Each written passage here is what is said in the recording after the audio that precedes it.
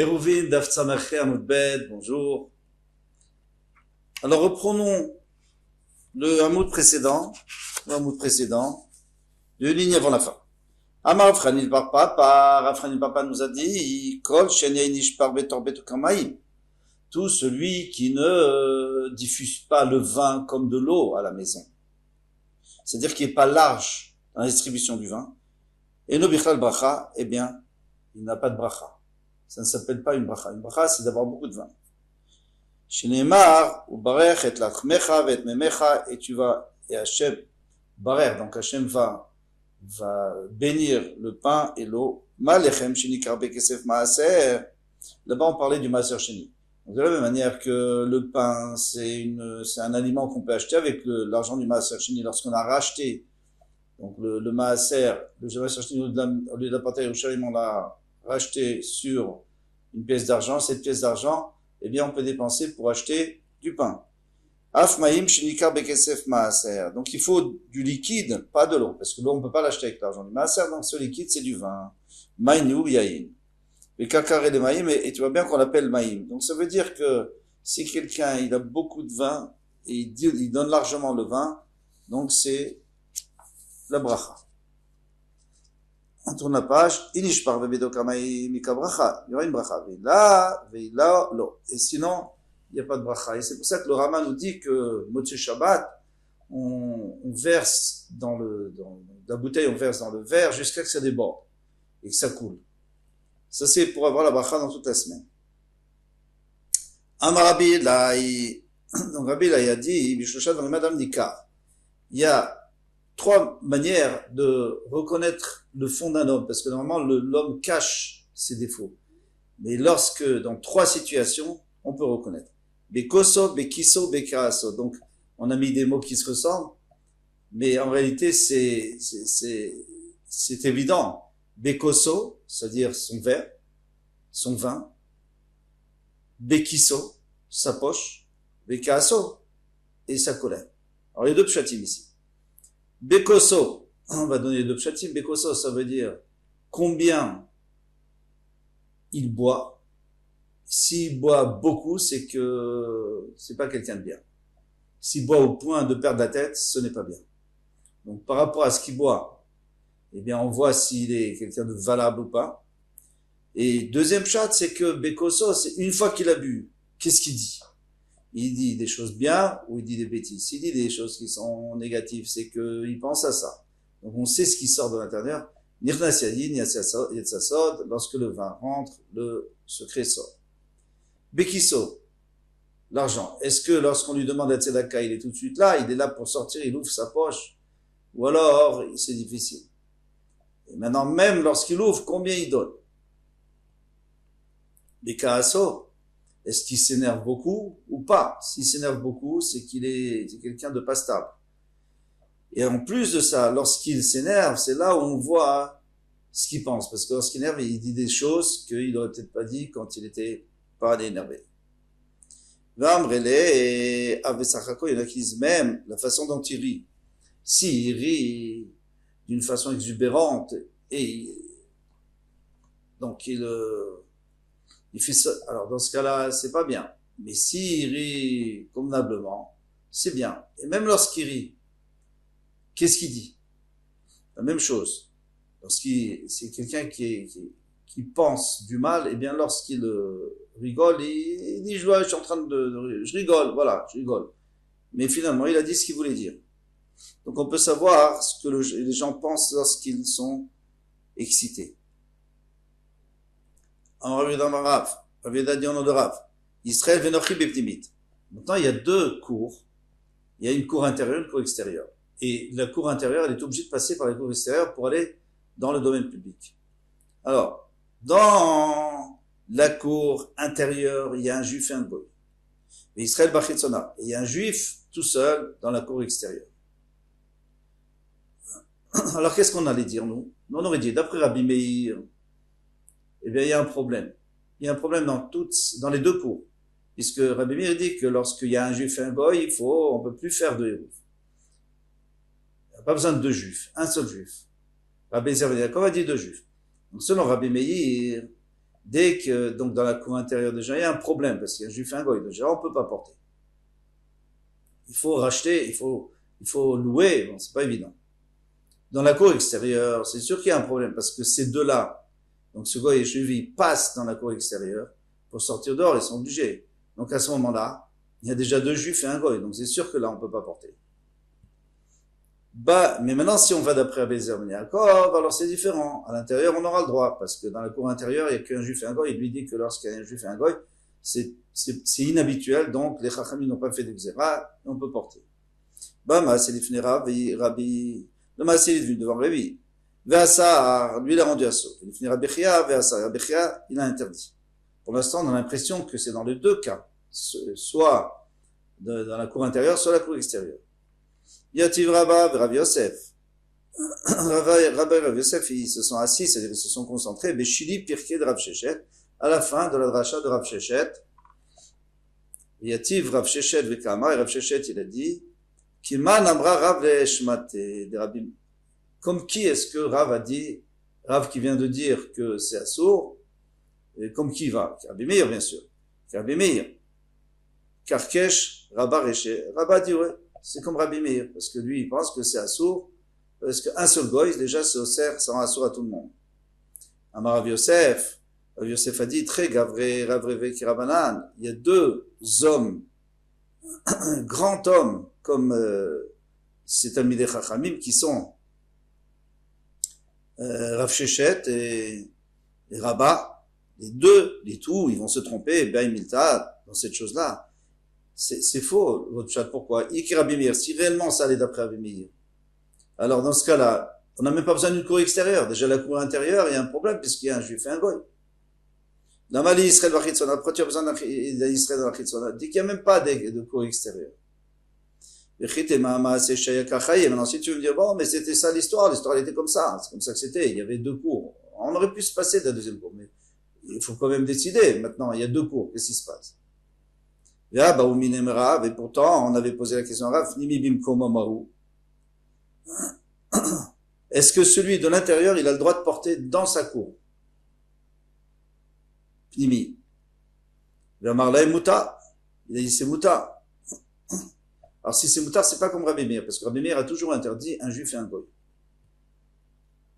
Velamaïk Rabbi Ben Yaakov. On est obligé de dire ce qu'on va d'après Rabbi Ben Yaakov, qui permet un juif et un goy, et qui interdit deux juifs et un goy. Donc, dans la cour intérieure, c'est permis parce qu'il n'y a que juif et un goy. Dans la cour extérieure, ça pourrait être assaut parce que, eh bien, ces deux, là, le juif et le goy, ils passent dans la cour extérieure, donc ils abîment tout.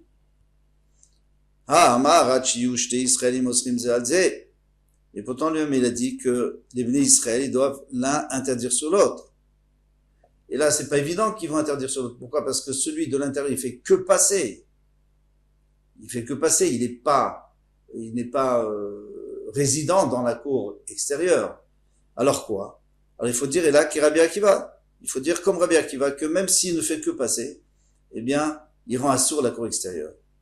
D'Amar, Regel Amuter Bimkoma, parce que lui dit que Regel Amuter Bimkoma, c'est-à-dire quelqu'un qui a le droit de porter dans sa cour, en l'occurrence, ce juif-là qui vient avec un goy dans la cour intérieure, il a le droit de porter, on a dit, puisqu'on va d'après Rabbi Eliezer Ben Yaakov, eh bien, au Seret Shelo Bimkoma.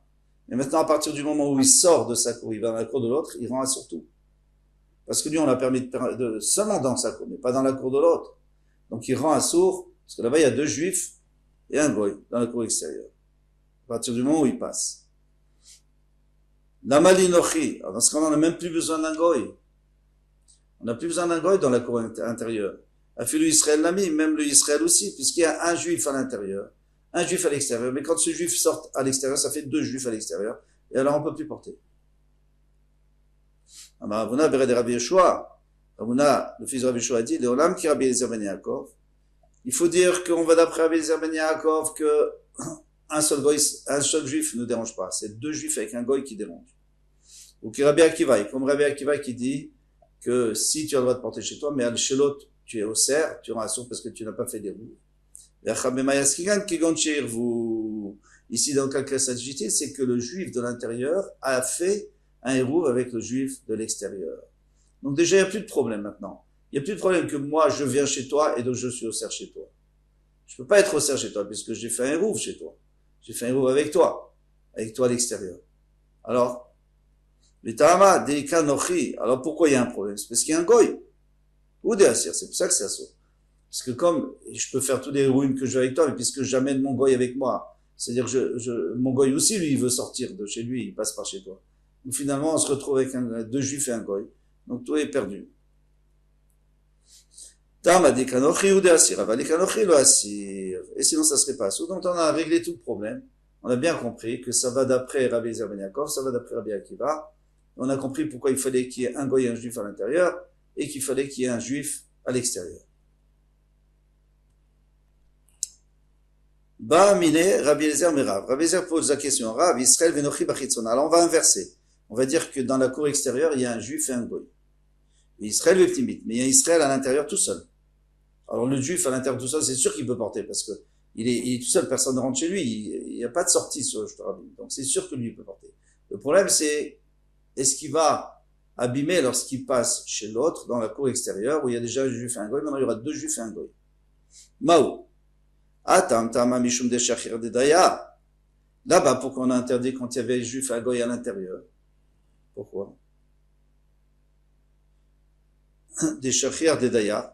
Parce que c'est quand même quelque chose d'assez fréquent qu'un juif et un goy, ils vivent dans la cour intérieure et qu'ils passent par la cour extérieure. Pourquoi? Bien qu'on avait dit qu'un juif et un goy ne veulent pas habiter ensemble, en tout cas un juif ne veut pas habiter avec un goy, il a peur de lui. Mais là, dans la cour intérieure, il n'a pas peur. Pourquoi il n'a pas peur? Et s'il n'a pas peur, on est obligé de faire une zéra qu'ils sont obligés de louer. Des mirtat nochi, parce que le goy, il a peur. Et savoir, il pense à Shta, à Israël. Ben Marli, maintenant, il y a le Israël qui va venir. Le Israël qui est dans la cour extérieure. Il va venir et il va dire, où il est le juif, là, qui était avec toi? Où il est? Dans la cour intérieure. D'Avegabar. Vers Mardi, il va me dire, et Israël daté d'Avegabar, le Israël, donc le juif qui était avec toi dans ta cour intérieure, qui habite avec toi, Echa, où est-il? Qui tu vas dire? Il est sorti? Non, il n'est pas sorti. Moi, j'ai vu qu'il n'est pas sorti. Il n'est pas passé dans ma cour. Donc, c'est-à-dire que tu l'as tué. Avalacha. Mais ici, dans notre cas, où c'est les deux, le juif et le goy qui sont à l'extérieur, et le juif est tout seul à l'intérieur, Amin allez, eh bien, moi, je peux tuer le juif. Le goy va dire, il peut tuer le juif de l'extérieur. Pourquoi? Parce que je vais lui dire, Nafak, Azalé, il est parti. Il est parti. Je sais pas, il a déménagé, il est parti. Donc, à ce moment-là, il n'y a pas besoin de faire de xéra, parce que de toute façon, ils ne voudront pas habiter ensemble. Donc, pour cette raison, on n'a pas besoin de faire ils ne veulent pas habiter ensemble, donc on ne fait pas de xéra, donc on aurait le droit de porter. Odilma, ou peut-être, Hanami Mirtat, peut-être que lui aussi il a peur, de savoir, parce qu'il pense à Shta, tout Israël, Bechazeli. C'est vrai que s'il vient après qu'on ait tué le juif, eh bien, il peut dire que le juif est parti, il a quitté. Mais s'il vient au milieu de l'assassinat, et qu'est-ce qu'il va faire? Il va être perdu. Donc, le gars, il va pas tuer le juif qui habite avec lui dans la cour extérieure. Et à ce moment-là, on craint qu'un juif habite avec un gars dans une cour extérieure, et alors revient la xéra qu'on n'a pas le droit de porter sans faire une srivout. Donne à quelqu'un d'intelligent de la connaissance et il va être encore plus chacham. En fait, c'est une expression, ça veut dire, oui, en effet, c'est aussi assaut.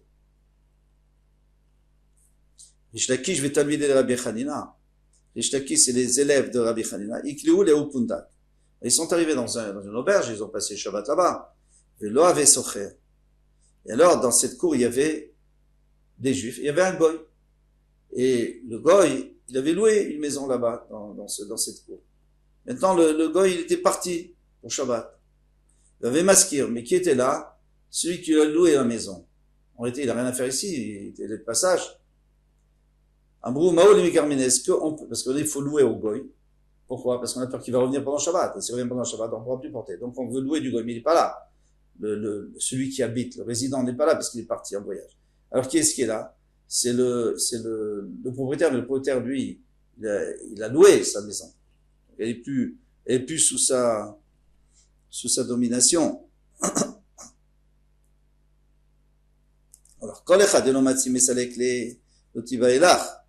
si lui, il a aucune possibilité, celui qui loue, il a aucune possibilité de renvoyer le locataire au milieu. Ça dépend, il y a des endroits où il pouvait le renvoyer au milieu et ne pas prendre d'argent, ou lui rendre son argent et le renvoyer.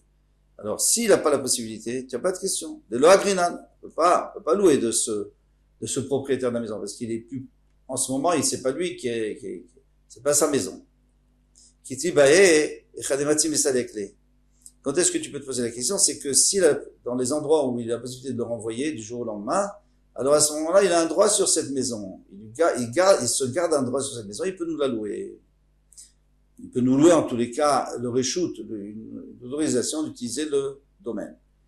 Mike le dit, qui va dématimiser les clés, puisqu'il peut le renvoyer à Greenham, on peut louer de lui. On dit, acheta mia halo salke. Alors tu vas dire, mais non, pour l'instant il l'a pas renvoyé. S'il veut le renvoyer, il peut, bien sûr, il l'a pas renvoyé. Donc tant qu'il l'a pas renvoyé, c'est pas lui, il peut pas non plus nous louer. Amarlaem, Resh-Lakish, Niskor. Resh-Lakish a dit, on n'a qu'à louer. Parce que de toutes les façons, c'est un safek. On a dit dans Hérouvé, on peut aller dans le safek, on peut aller la Kula. Chez Nagia et Tzel, mais quand on va arriver chez nos rabbanim qui sont au sud, Nishan même on leur demandera pour la prochaine fois, est-ce qu'on avait le droit ou pas. À tout, Shailou les Rafes, ils sont venus chez Ravefes, ils lui ont demandé. Amar Lahem, il leur a dit, il a fait Asitem chez Sachartem, vous avez bien fait. Pourquoi? Parce que le Goy, comme il a une possibilité de renvoyer son locataire, eh bien, il a aussi la possibilité de te donner un droit sur le domaine pour mettre tes affaires, un genre de srirout. Rav Chanina bar Yosef Rav Chia bar Rava. Donc il y avait Rav Chanina bar Yosef, Rav Chia bar Rava. Ravasi, donc les trois. Iklou les Raou Pundak, ils étaient dans une auberge pour Shabbat et l'auberge appartenait à un goy. Data nochi mari les Pundak be Shabbata. Alors, tant que le goy n'était pas là, il n'y avait pas de problème, ils ont fait un héros, ils ont porté. Mais maintenant, lui, il est venu au milieu de Shabbat. Abrou, Maoul et Migarmine. Ils ont dit, qu'est-ce qu'on peut faire? Est-ce qu'on peut maintenant louer du goy? On peut lui dire pendant Shabbat, est-ce qu'on a le droit de louer du goy? Est-ce que ça sert à quelque chose? Socher, qui est m'arrive d'ami, quelqu'un qui loue, c'est comme quelqu'un qui fait un hérouf, parce que entre deux juifs, on fait un hérouf, et avec un goy, on fait un srirout, une location. Ma mère rêve de la même manière que pour faire un hérouf, il faut le faire avant Shabbat. Quelqu'un ne peut pas faire un hérouf pendant Shabbat. Il y a plusieurs raisons. Eh bien, Av Socher Mibodium, alors celui qui loue, il peut louer seulement avant Shabbat, mais pendant Shabbat, ça ne sert plus à rien, il ne peut pas louer. On dit, ou peut-être Socher qui me va-t-elle Reshut Dami. Socher, c'est comme quelqu'un qui annule son Reshut, comme on a vu déjà, mais on va voir en longueur, on va bien expliquer, que quelqu'un peut annuler son Reshut à un autre juif, et comme ça, on n'a plus besoin des roufs. Ma me va-t-elle Reshut Afilu Bishabbat. De la même manière que quelqu'un qui veut annuler son Reshut pour que l'autre puisse porter, même Shabbat, on peut le faire. Af Socher va Afilu Bishabbat. Donc, on peut louer pendant Shabbat. C'est pas une vraie acquisition. C'est pas une vraie acquisition. Parce qu'une vraie location, c'est sûr qu'on n'a pas le droit de faire, c'est une transaction. Ici, c'est pas une vraie transaction, c'est juste symbolique. Chanina bar Yosef amar niskor. Donc, un des trois a dit, on peut louer. Veravasi amar lo niskor. On peut compter sur celui qui est le plus âgé, c'était Rabbi Chanina bar Yosef, qui a dit qu'on peut louer. Mais niskor, il n'y en a qu'à louer. Et plus tard, après Shabbat, à tout shalou le Rabbi Yochanan, amar lahem yafeh asitem. Sur la page, il leur a dit, yafeh asitem, chez Sachartem, vous avez bien fait d'avoir loué.